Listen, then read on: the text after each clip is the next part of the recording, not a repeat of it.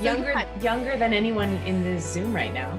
Yeah, how old were you when you joined Belasco? I think I was 12, but you guys were like 9, right? 8? Yeah, Younger. Yeah, I was 9. Yeah.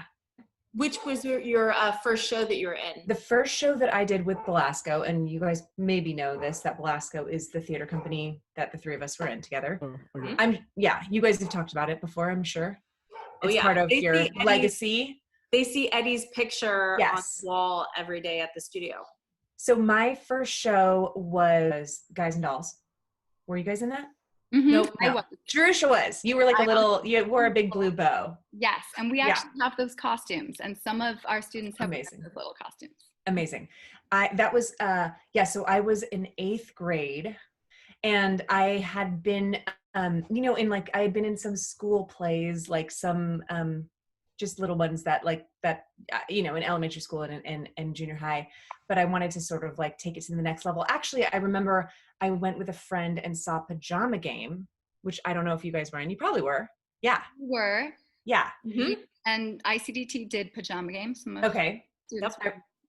It was one of those things, like I went and saw it, and I was like, I want to do that. Why? Like I almost couldn't even enjoy it because I was like, I gotta get up there. Like, how did you guys get to do that? Well, we're all the same age, and you're on stage, and I'm just sitting in the dumb audience. I just was like, get me up there. And so then I joined Belasco. I did Guys and Dolls, and was the way we did it. And I don't know if you guys do it like this, but we had like rotating casts. Yeah. So, which was really fun. I played General Cartwright. And then on the other day I would be like a dude, like in a cool suit, and just sort of backgroundy stuff, which I actually really enjoyed. And I think I discovered how much I liked comedy in the small parts, because you could you had a little bit more freedom to sort of, you didn't have to worry about lines, and you didn't have to worry about, it was a little bit more, like the feeling, how do I explain this? It's like when I got to play the smaller parts, I got to enjoy being on stage more. It was more like settling into what it felt like to be on stage, and, do your blocking and do your choreography and all that stuff, but you could kind of feel the audience, and it wasn't so stressful about, singing and or solos and lines. It was just like sort of feeling the cast and feeling the audience. And I think that's sort of where I discovered my love for ensemble, for like being a part of a cast, and how fun it was to watch the other performers, and how fun it was to have your little moments with each other that the audience doesn't even see. And those were like the magic things for me, the little like almost inside jokes that you would have with the rest of the cast or the crew or whoever. I really fell in love with it. And then after Guys and Dolls, I did Little Abner, which was so fun. And then I went to high school, and I sort of started doing high school theater instead of Belasco. Do I regret it? Maybe I do. Maybe I do. But you kind of just do what I was like. Once I got to high school, I was playing sports, and I was doing theater, and I was also just being a teenager, and I sort of had to like focus my energy, but I would go to all of your shows, as you guys probably remember. I mean, we were all still friends. We were all still hanging out all the time, and it was painful to like miss out on all that stuff. But I sort of had to make one of those adult decisions of like, what did I want to do? Be a water polo player with my life? No. Why did I do that? But, and what high school did you go to? I went to San Ramon High. Do we have any Danville? Yeah? Oh, really? Oh my gosh, you guys. Wait, did I meet any of you? Like, yeah. Okay, yes, wait, I'm going to just look at your names. Nathan, did we meet? Yeah, I was there. And Noah, and Morgan. It was the best day of my life. Oh my gosh, it was so fun. Yes, that's right. Wait, Kate? No, you weren't there, Kate, were you? No. Anybody else? Sean? Or are you just new to San Ramon? Okay. Anyway, well, I'm just going to go ahead and put on some lip balm as I speak to you. Can I say something, D'Arcy, about the lip balm? So my fondest memory of you was that you used to do my lips. Yes, you would do my liner. You would do the lip balm first. You had this whole process, and that's one of my fondest memories of you. I think there's a picture of like you to it. I would love to see that picture. I remember that so clearly. Okay. And it's so funny because I was a kid, but you were a younger kid. So I would, yes, it makes perfect sense that I would do your makeup. Yeah. Oh, So that's anyway, really cute. So we go way back. And obviously, D'Arcy, so you grew up, you found your love of theater. Is there anything that prepared you for where you are now, starting out back when you were younger doing community theater? Yeah, I do think there's a lot of things that sort of help you become a professional actor, help you on your journey to making this your career. And some of it is really simple stuff, like learning how to work in an ensemble and learning how to work with a cast and learning how to take direction and simple, I did what you guys are doing. And then I ended up majoring in theater in college. But some of the jobs that I would have early on after college, the people that didn't study theater, it was obvious, like having this language, having this knowledge that we all have. Gosh, I remember doing a show with somebody out of college, like in my 20s, and he kept turning his back to the audience, and I was like, I'm gonna kill you. I wanted to strangle him. It was like, just little things you learn that become second nature to you guys. It is glaringly obvious when you're out in the real world. You guys have such a leg up, and you understand, like I said, like language, you had to learn what blocking was. You had to learn what, I'm trying to think of, like whether you guys have, I don't know how much you've gotten into, like, you'll learn all these things about how to like dissect a script and what your intention is and all these things that when you don't necessarily know that when you're just like, oh, I want to be an actor, So there's a lot, like having that wealth of knowledge going into college, honestly, going into high school, going into college, going into, auditioning, going into like jobs. It was, I felt like what I felt was prepared, which is like, oh my gosh, right? That's like in a situation, an audition or on stage where it's just scary. It's just scary and nerve-wracking, and you feel out of control. To have some control over, I know how to do this, and the feeling of like, oh, I'm ready, instead of like, oh gosh, I hope I don't screw up, or I hope I don't, I like the feeling of this sort of, acting is kind of scary, and there's always the what ifs, and there's always the like nerves, but having like this sort of baseline of I know what I'm doing is just worth everything. It's just going to help you so much, if that makes sense. Does that Totally make sense? I like pretending. Okay, I think Kate, there's like a picture of a cat, and I'm just pretending that that cat is listening. Yeah, and they are. The cat is like taking notes. They're like, okay, so on stage. Oh, there she is. There's Kate. No, Kate, you don't have to turn your video on. I just was like, I just was going, oh, I'm sorry. Just cute. So D'Arcy, so take us fast forward a little bit, and we do have a lot of good place questions came up. Okay, great. So we'll get there. Great. I'll show you a little. Look at who's that? Janet, right there. It was one of the like in the town square. Like, oh, really? I You got to bring that home? That's awesome. Yeah. Wow. Or smuggle it out. Yeah. Sweatshirt. I think I didn't steal it, but I don't know if it was like, I don't know how that I got it, but I got it. Awesome. Well, so let's fast forward a little bit. So so college, you studied acting. You went to New York. Okay. Yeah. Studied acting in college. I went to Southern Oregon University, which is right above you guys in Ashland, Oregon. And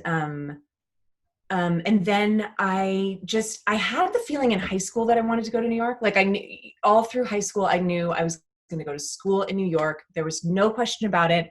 I was going to go to NYU or some school in New York. And then when it came time to like, what is the word? Register for school. What do you call it? apply, apply to colleges and think about where I was actually going to go. I got really nervous and really like preemptively homesick. The idea of leaving my family and being that far away, I thought I was going to be able to handle it and I knew I couldn't, which I think was right because when I went to school in Ashland, I drove home like every other week. I'm a baby. And but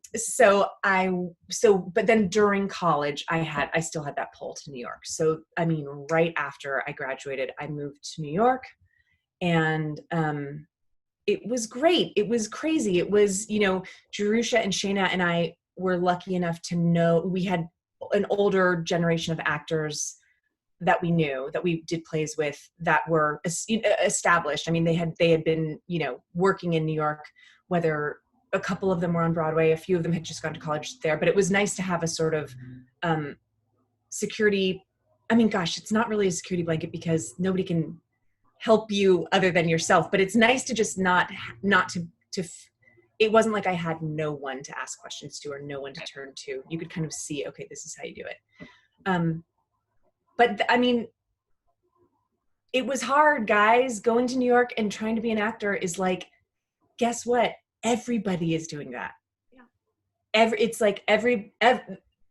It's a crazy thing to get to New York and you realize like, oh, you guys were all in theater and you kind of work your way up in your town or in your college or whatever. And then all of a sudden you go to New York and everybody did that.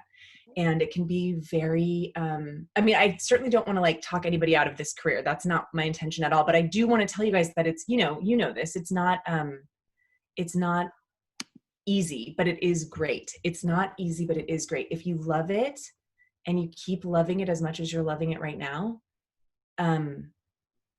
you will love the hard parts. And the rejection is obviously, painful, but you get used to it and that becomes okay. And that becomes part of the process. And the fun little, I always think of like some of the plays I did where I didn't get paid or where I can think of something like this, like show I did in Brooklyn where the dressing room had like a leak.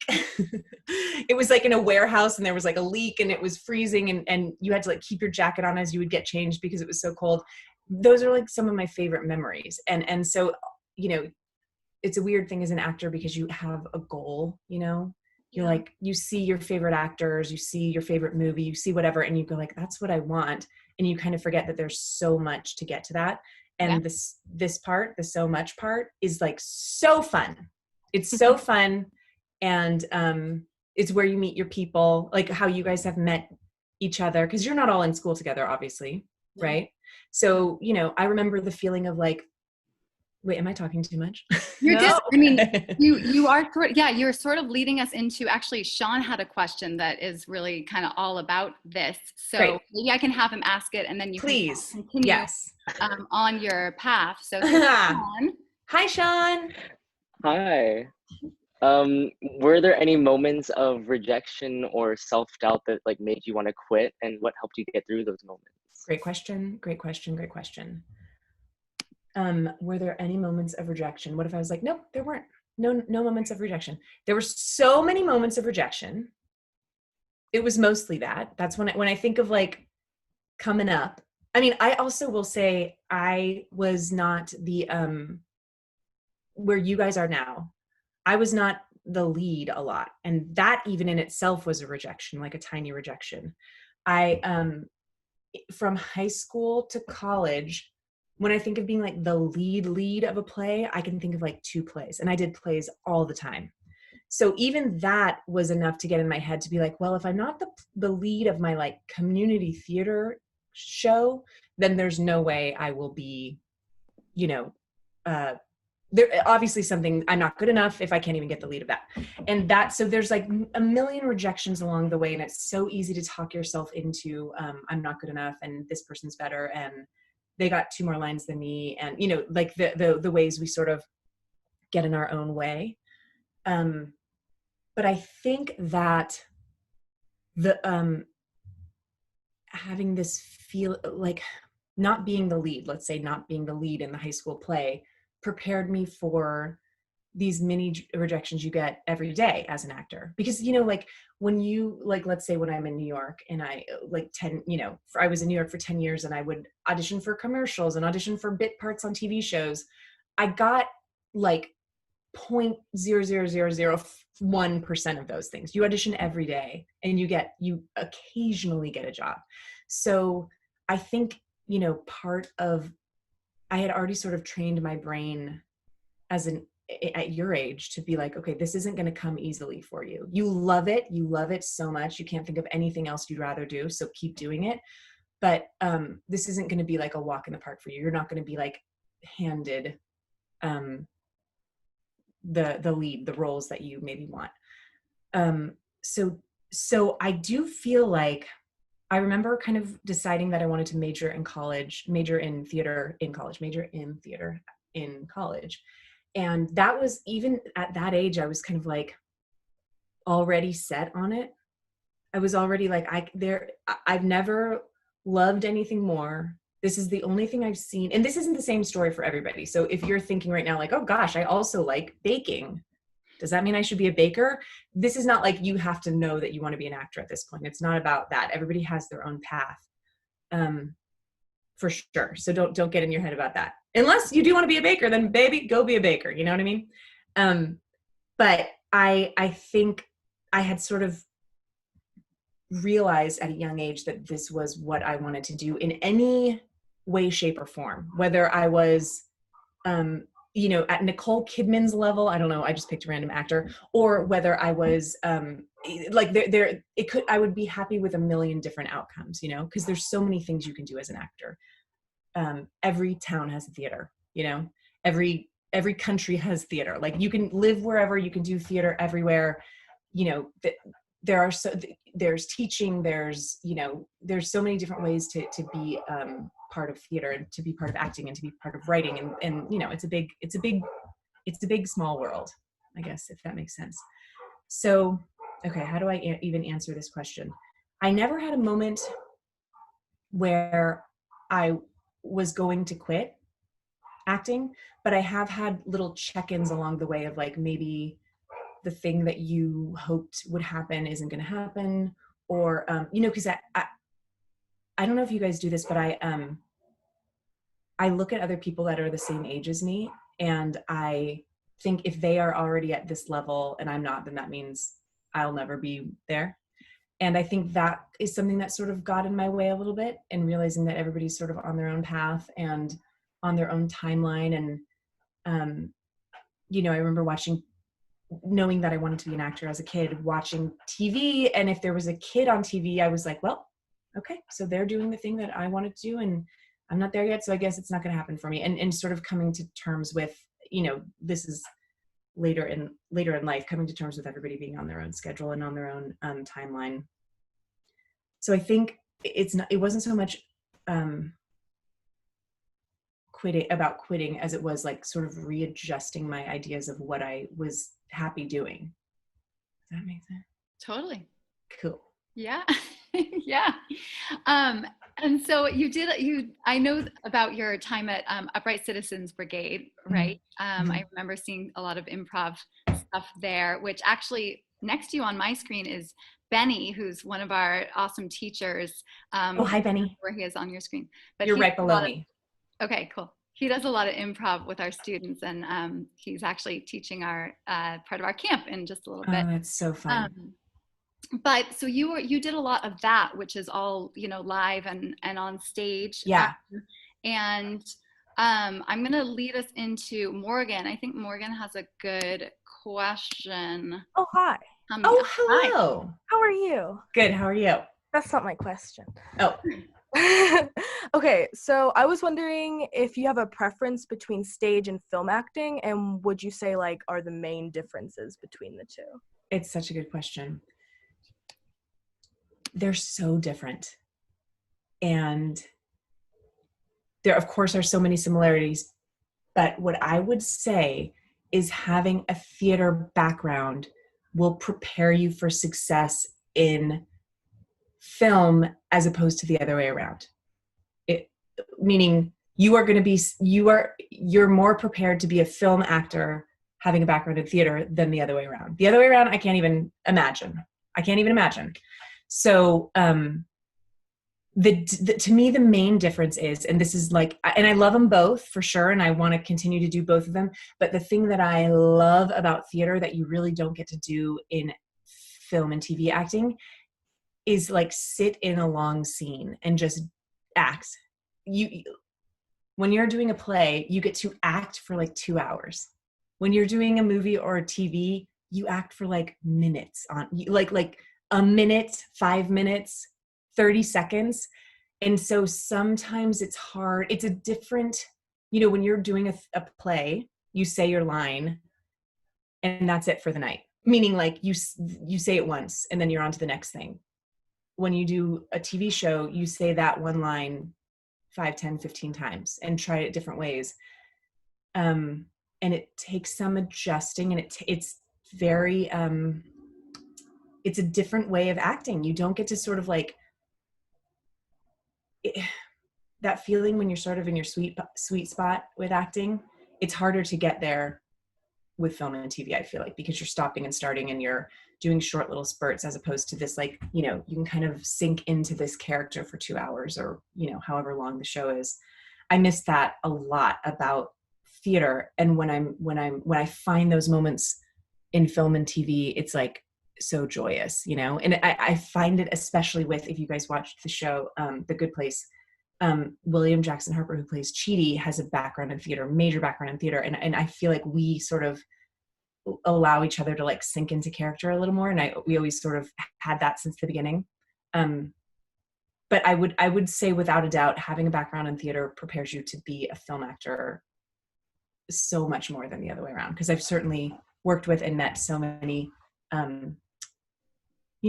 film actors that don't have that background in it. And it's just a totally different thing. Can't recommend it highly enough. I mean, you guys are already doing it, so I don't need to recommend it. You're doing it. Yeah. Cool. So since you mentioned The Good Place, let's jump into some of those questions. So first, I just want to see who here has seen The Good Place. Awesome. Okay, cool. And if you haven't, now maybe you'll be inspired to check it out and see. Yeah. So let me call on Michaela. Michaela, where are you? There she is. There you are. Yeah, go for it. Hi, Michaela. Hi. What was the audition process like for The Good Place? The Good Place audition process was so strange. It was the way a normal TV show audition would be. I mean, or let's just say TV show audition would normally be, especially for the pilot, the first episode, you would get the pilot, you'd read it. You would have a good idea of what your character was. And, you go into the audition, which is probably 2 to 10 people behind the camera. And this one was because The Good Place was very secretive. If you've seen it, it's really twisty, and the creator of the show, Mike Schur, didn't want to have any of that like leaked. He didn't want anyone watching the show to know what the twists and turns would be.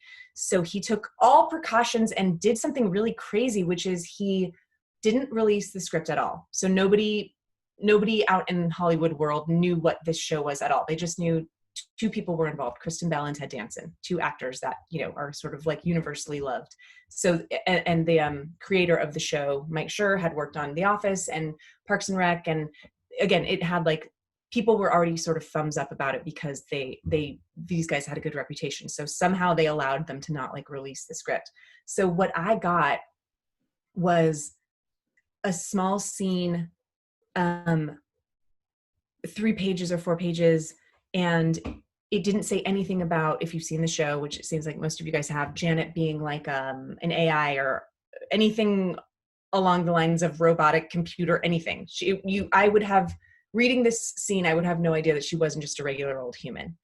And the scene was strange. It was like I was playing like a help operator. Like I was on the phone and I was helping somebody. It was like a funny scene, something about like a doll store, and I was working at like a hotline for a doll store, and the people calling in had something was wrong with their dolls, and I had to talk them through it. I was just being like helpful.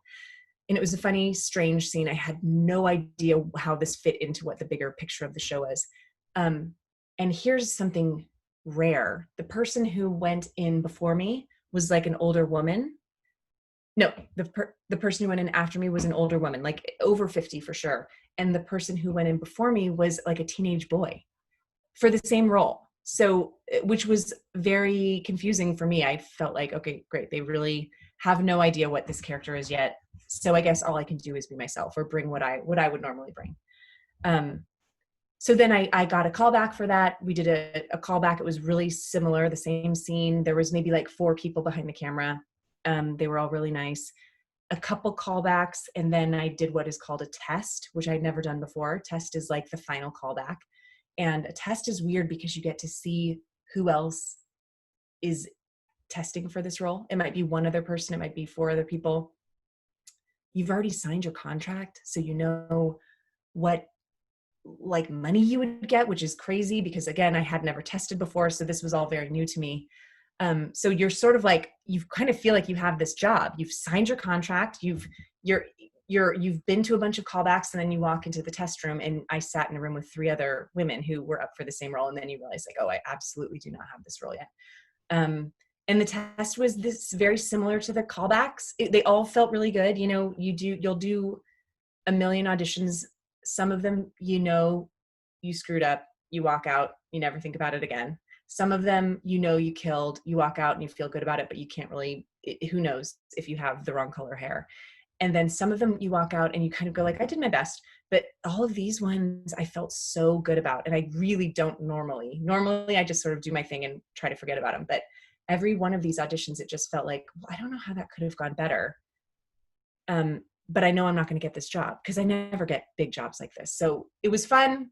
Maybe this director will remember me for some small role down the road, but I know I won't. I know I'm not going to get the role because it'll go to some celebrity, some famous person. But it was fun. And then, you know, I got it. Yay! Yeah. So exciting. So let me move us to actually Bella has a good question for this moment. Bella. Right here. Yeah. Hi, Bella. Gotcha. Hi. Sorry, I'm nervous. I am too. What was it like on the set of The Good Place, and were you nervous at first? Like for my first day? Yeah. Wait, where'd you go, Bella? Where'd you go? I'm right here. Oh, yeah. Gabe. Okay. I mean, I know it's not Gabe. So are you saying, was I nervous for my first day? Yeah. And like, what was the set like? It was, I was nervous, but I will say the thing I was saying earlier about us having this foundation, I felt like I know what I'm doing. So I was nervous because it was a big fancy show, and you know, I had met Ted Danson and Kristen Bell one time, but these are like these big fancy stars to me. I'm still like, oh my gosh, it's Ted Danson. And you know, I'm used to working a lot. I'm used to acting a lot, but not for, this is a much higher scale. You know what I mean? I'm used to doing, like Drusha said, Upright Citizens Brigade. I was, you know, working for 10 years doing theater. Like I was like, I know how to do this, but this is a bigger scale. So that part was nerve-wracking. But the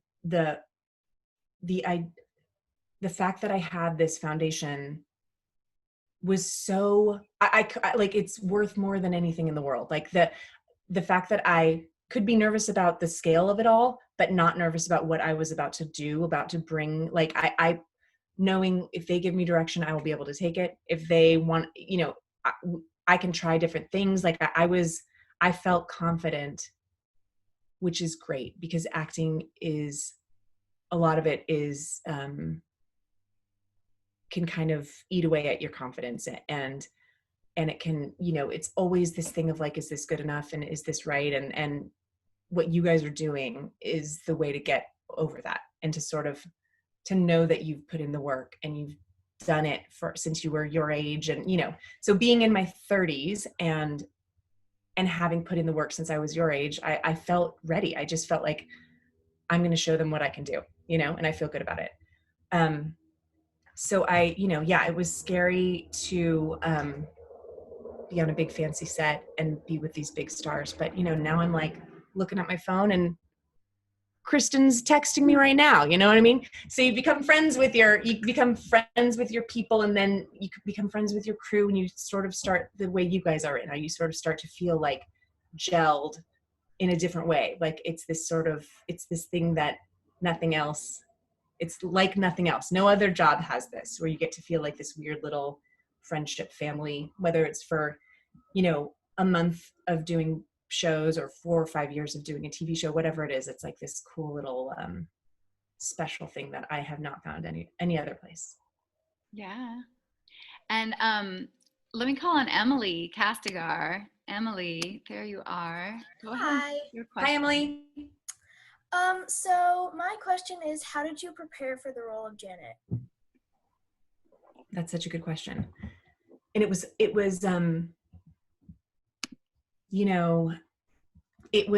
I want to say hard and okay.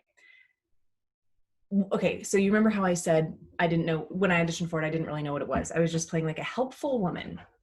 When I found out what was all going on with Janet, then I sort of started questioning everything. Like, okay, so should I make her sound more this way, or should I put, like thinking of all these different things that I could sort of play her like. And because now the world was so much bigger to me. And I sort of, I'm not that I freaked out about it, but I doubted everything, like I didn't do it right. And now that I know so much more, there's so much more I could do. And so I talked to Mike Schur, the creator, about it. And he gave me this like freedom, which was when we saw what you did it was very nice, honestly. He said, when we saw what you did in the audition, we realized you were Janet. Like what you did, that is what the character became. So whatever your natural instinct is what the character is, which was such a freedom, and isn't always going to be the case with every character, obviously. But because they were writing it as we were going, we sort of informed each other of what this character was. So on one hand, that's like a lot of responsibility, but it's also freedom. And it's nice. I had never experienced this before, of like sort of creating a character with these writers. It is a cool feeling to be able to like trust your gut that much when you're acting, to just know this is right because I feel it. It's not, you don't always get that. I certainly don't always get that, but that was a cool feeling that I got to have for 4 years of doing that show. Not to say I didn't doubt myself. This is a funny thing I've noticed when I do things on TV, when I do a day of acting for TV and film, and I get in my car and I drive home, on that drive home, all I do is think about each scene and think about the way I did something and think about the choices I made. And I always think those drive homes are not that they're dark, but I'm usually like, I did that wrong. That was bad. I am bad. I'm not good. I'm bad. And then by the time I get home, I can kind of like let that all go. And it's just something that maybe doesn't go away. And by the way, Ted Danson, who plays Michael, he's 72. He does that too. You know what I mean? There was one day, our first day back to work, season 3, day 1, season 3, Ted and I had this long day together where we were doing all of our scenes together. This is a man who has worked in TV longer than you guys have been alive. Well, I mean, almost longer than I've been alive. He's like a TV legend. And it was our first day back. We hadn't been, this is April. We hadn't been on the set since August. And you kind of have this like clunky feeling like, oh God, what is this character? What is this show? Like, how do I get back into this? And I got home and I was talking to my husband and I was like, I was terrible today. I mean, we're going to have to reshoot it. I was terrible. I feel so bad. Poor Ted. And then I got a call from Ted and he said the exact same thing. He was like, I was terrible. I hope we don't have to reshoot. I don't, it's like this thing that is, it was kind of refreshing to hear it from a 72-year-old TV legend that he also doubts himself. This is a weird little business, but not just business. Like it's hard, it is, it's easy to doubt yourself in this particular art form, maybe every art form, because it's all subjective and there's no such thing as good or bad, even though we know when it's good or bad, but like it's hard to know in your own brain. So again, doing what you guys are doing, getting into theater at this young age and doing real real stuff and learning how to do it is the best way to kind of have that confidence, or get that confidence, or even if you're doubting yourself, know that you've got it. Yeah, awesome. Liza has a fun question on that Okay. on that good or bad note you were just talking about. And Liza, before you ask your question, can I just say happy birthday, Samantha? Thank you. Thank you. Okay. I was wondering which was your favorite Janet to play, like bad Janet, good Janet, Yeah. disco Janet. That's a really good question. Because the answer is all of them. I think ultimately, like, good Janet it just feels like my heart and soul. It feels like so good to play her. It feels so comfortable and fun, and I could play her truly until the day I die, which hopefully is far. Woo! But playing bad Janet was such a like particular joy too, because it was so few and far between. I really just played her a few times a year. So when I would get a script and bad Janet would be in it, I was always like, oh yes, this is so, she's so like delicious. I don't know how to describe her. It's playing a character that's so positive and fun and sweet and nice, and then getting to play the exact opposite of that every once in a while was so lucky. Like, I can't believe I got to do that. I mean, the amount of different things I got to play on that show, I truly can't believe my luck, and I told the writers that all the time. I thank them. I asked them, I was, how will I ever thank you? How will I ever thank you for the rest of our lives that I got to play all these different things? I mean, Disco Janet was so fun. My only complaint about Disco Janet is that I didn't get to do her more. But Bad Janet was definitely fun, it just the difference of her and Good Janet was like, it was really, really fun. Yeah, real fun. Just fun, joy, only good stuff on that show. Every day was the funny thing about like when you get like a dream job or whatever, you get a job that you are so excited about, it's still a job. And sometimes it can be not as good as you thought it was, or the people are not as nice, or you have a show creator that's an egomaniac or something. There's, this business, Hollywood especially, is cuckoo, and there's a lot of cuckoo people. This job was perfect. Everybody was wonderful, from the top, from Mike Schur to the crew to everybody, the writers, everybody. It was just like, I didn't have a bad day on that set. I woke up like giddy every morning at like 4:45 in the morning. Even that, I was like, I get to go to work today. This is the sheet. Do you get that? This is the sheet. I'm holding the sheet. I'm in bed. Yeah, you got it. Yay. That's awesome. That's awesome. Noah has a question for you. Let me find Noah for you. Hey, Noah. Hello there. I wanted to know, what is your all-time favorite show, like musical, play, whatever? What's your favorite? Good question. Okay, we're talking theater, yeah, obviously. All-time favorite theater show, theater.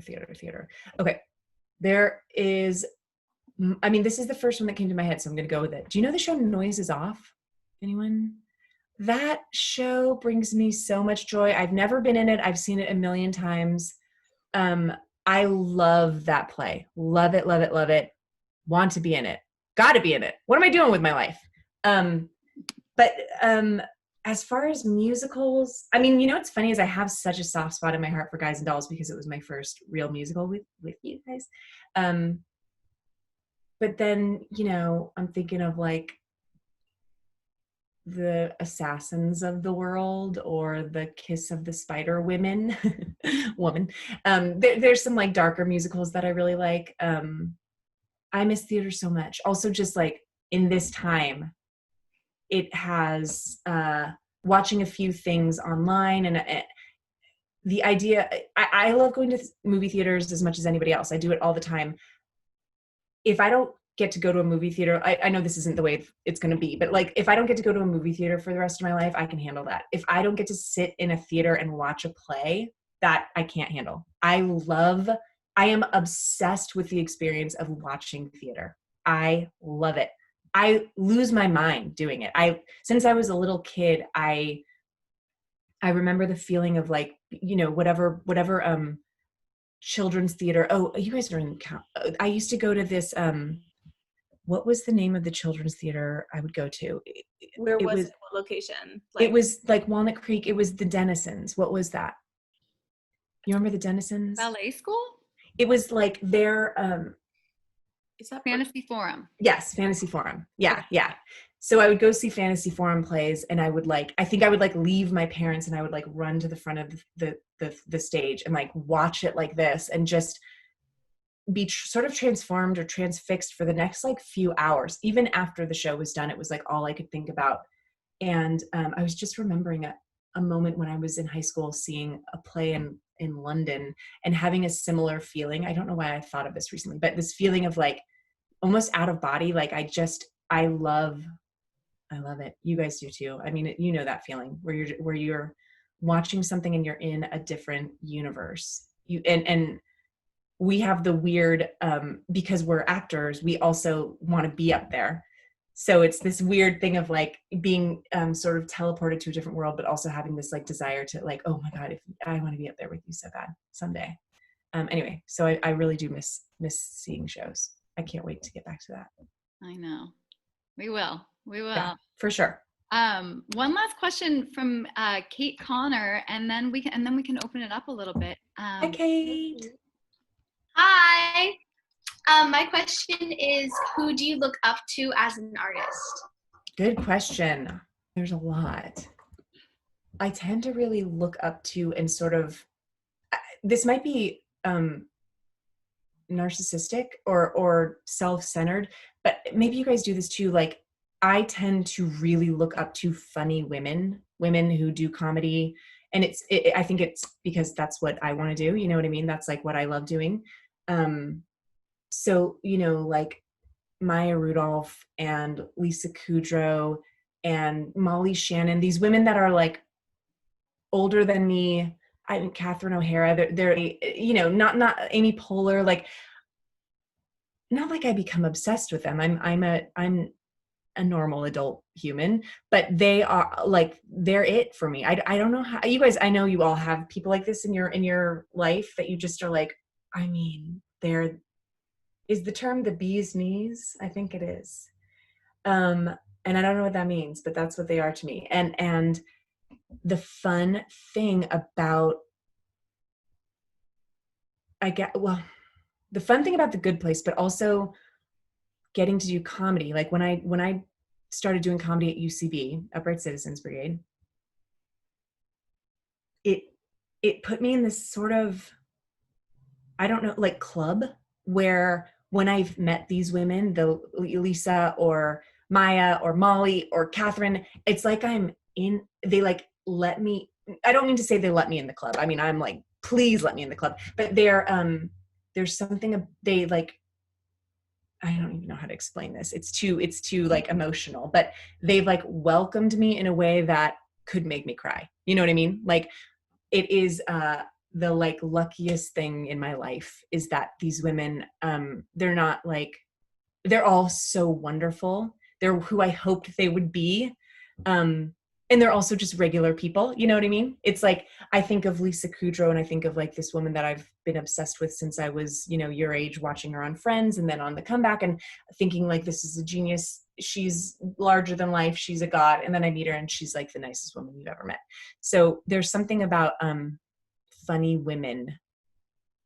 It's not a great answer, but that's who I sort of like look up to the most is these women that I'm like, I want to be that. Yeah, that makes perfect sense. I think I mean, I definitely do that. I don't know if you guys relate, but yeah, you look up to kind of what you want to be. Yeah. Yeah.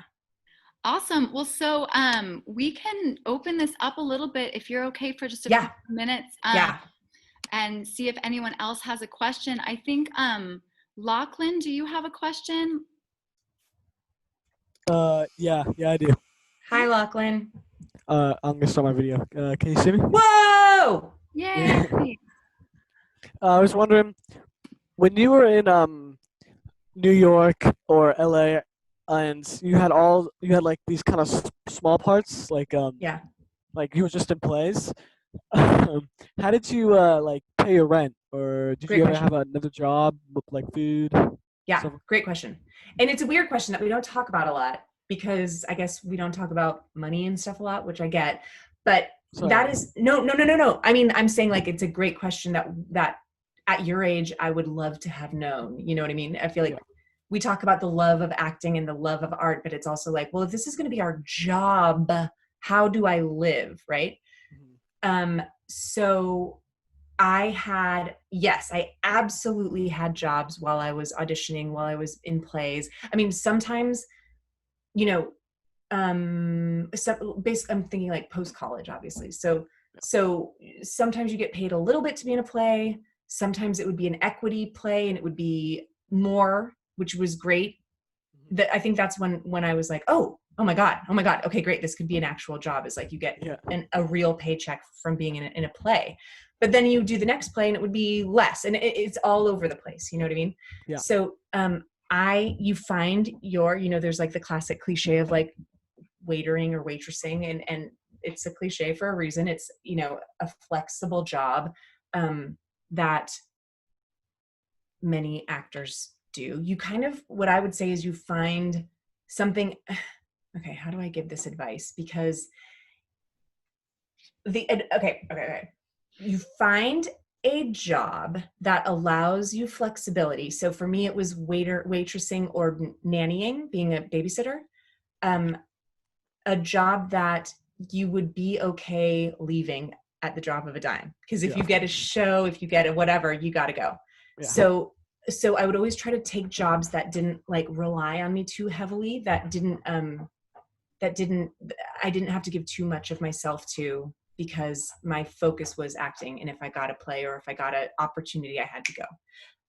So, and I think I would imagine that it might be easier now than ever, because I feel like you could do online things. You could, I don't know if it's graphic design, or I don't know what there's so many options, and just you find your things, find your other things that bring you a little bit of joy. Like for me, I love working with kids. I love babies. Nannying was an easy job, an easy fix. So does that answer your question? Was there more to it? Yeah, you definitely. While I was at UCB, doing improv and sketch and getting to work with my comedy heroes, being on stage with Amy Poehler, I was getting paid $0 a day, doing sometimes 7 shows a week. It was the best time in my life. It was so fun. I was like living my dreams, and I was so poor. So I would babysit all day, go do a show at night. And I was in my 20s, so I was like, I had plenty of energy. And then, you just kind of got to find some ways to pay the rent. Yeah. But that is definitely a big part of being an actor, like being a making this your job. And then here's the other part of it is like, you can be on a show, like I'm on The Good Place for 4 years, and then I'm not, you know what I mean? Like, and luckily I have some other things going on, but if I didn't, like, that is the reality of the ups and downs of acting, is like, you are on a show, you book a commercial, you have an equity theater contract, whatever it is, and then the show closes or the show ends, and then you don't have a job. So you guys have to sort of be okay with the ups and downs of, it's not a steady job. It's not a job that, if you desperately need, like, what's the word for, like solid stability. I don't even know the word. Then, not to say this isn't the job for you, but it'll be more of a struggle to sort of wrap your little mind around that. Right. Yeah. Yeah. Does anyone else have any burning questions as we end? Yes, Kate? Another Kate? Awesome. Hi, Kate. Hi. How are you? I'm good. How are you? I'm doing good. My question is, how did you mentally prepare yourself for the test? Wait, which test? Like the The Good Place, like kind of like that final callback. the final the callback. the test, Yeah. of course. Yes. Great question. I was like, which test is this? The test of acting? It was truly like years and years of auditioning. How do I explain this? I'd sort of gotten to the place with auditioning. Auditioning used to make me so anxious and so nervous, and I would get sweaty and I would have to like breathe, take deep breaths. And then something changed after doing it for a while where I decided I'm not going to give this as much power. I have, and you all have, we all have something special, whatever that is. So let's say I would tell myself, I have something special that I'm going to give these people, almost like a gift, almost like a little wrapped gift. And they're going to open it, and then I'm going to walk out the door, and I'm never going to think about it again. And because you don't have to ever think about your audition again, because if you get the part, they'll let you know. And if you don't, nothing. So it's like you do the audition and you walk out and you never have to think about it again. You don't have to be mad about it. You don't have to be hurt about it. You don't have to take it personally. There are going to be a million more. So I think the test was hard because at that point I wanted it so bad. I had gotten like a little taste of working with these people a few times and this contract that would sort of be life-changing, and that felt a little too good to be true. But I still, I could tell myself I'm here for a reason.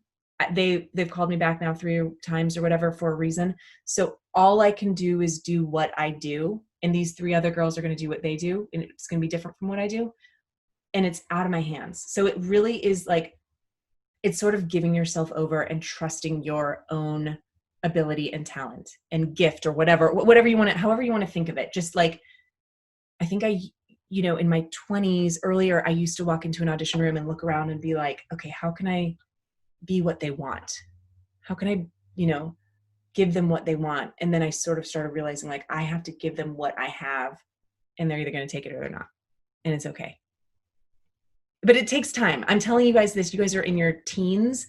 You don't have to get that tomorrow. That doesn't have to be something that you just go like, I'm going to give them my gift and walk away. It's not as easy as just thinking it. It takes time. But I think if someone had told me that earlier, it's not about pleasing them. It's about like, you have something they want. You have the gift. You have the special spark that they're desperate for. And maybe it's this audition that they see that. And if not, it's the next one. Easier said than done, but that's real. Yeah, that's great advice. And it is like a constant thing you are learning. Yeah. Telling yourself, Yes. I'm sure. For sure. Yeah. Well, awesome. You guys, we are just about out of time with D'Arcy. Did anyone have anything that they really, really got to get answered? And everyone got to, Nathan. Okay, Nathan, you're our last guy. Thank you. I just wanted to ask about Upright Citizens Brigade and like what was the process like from like the first day you signed up, and what was the path to get to like becoming like a main like cast member? Okay, sure. For shows. It's funny that you said like the day you signed up, and maybe I have said this before. Maybe I said this at the San Juan High School thing, but here's a funny thing. The day I signed, so Upright Citizens Brigade is a comedy theater in New York and in LA. And the day I signed up, I brought my little registration and my check in. Okay. Do you guys know what a check is? And the person behind the desk that was an intern at the theater was Donald Glover, Childish Gambino. I mean, this is way pre Childish Gambino. He was just an actor at the theater. He was an intern that probably got free classes by interning, which is so funny. And, now like we've been friends for 15 years, which is hilarious, but it's so funny to think back on the talent that came out of that theater is like, it's insane. So, I watched a show there. It's one of those things, like I watched a show, my eyes just bugged out of my head and I knew I had to be a part of it. So I signed up for classes, and it took a long time. It took for me to get onto that stage.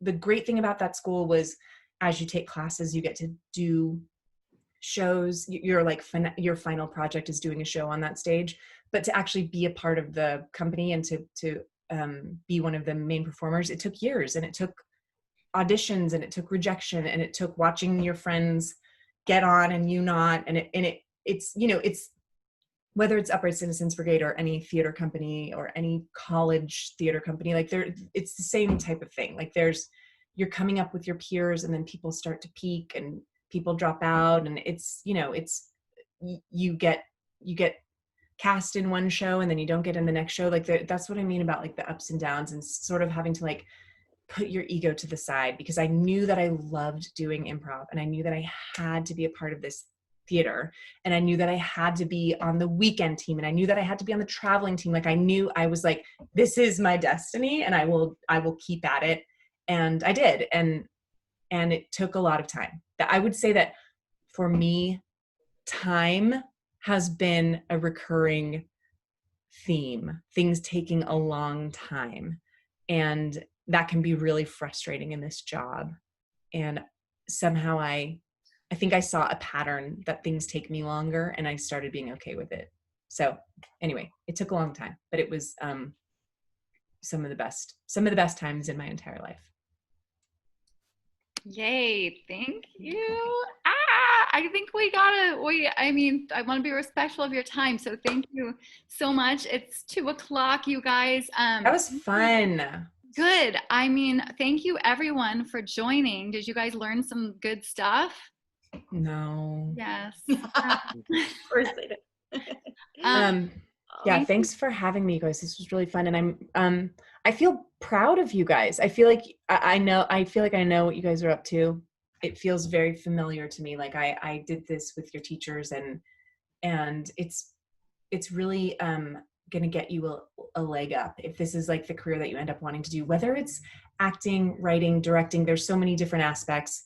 Having this foundation is like irreplaceable. You're doing the right thing, even if it feels like a struggle or your other friends are off doing whatever. Like what you guys are doing is gonna help you so much in your life. So true. Thank you so much, D'Arcy, and thank you for telling us about your journey and about how, being so vulnerable and letting us into like what it's like. I think a lot of us have had a lot of those thoughts and things go through our heads and hearts, and for me it's nice to hear that like you and Ted Danson and we all were the same. We're right. Really the same. And that's helpful in any profession you go into, and just being a human on the planet. Yeah, so, that's totally true. You're so welcome. Thanks, Jerusha, Shayna. Thank you guys for having me. I love you guys. Love you too. Love you. Thank you so much for being here.